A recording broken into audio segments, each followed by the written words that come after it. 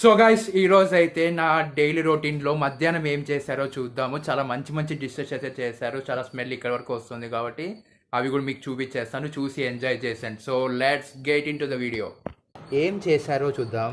So ఇది rice మామూలుగా ఉండడమే, అదంతా తెలిసిందే. నెక్స్ట్ వచ్చేసి ఇది సాంబార్.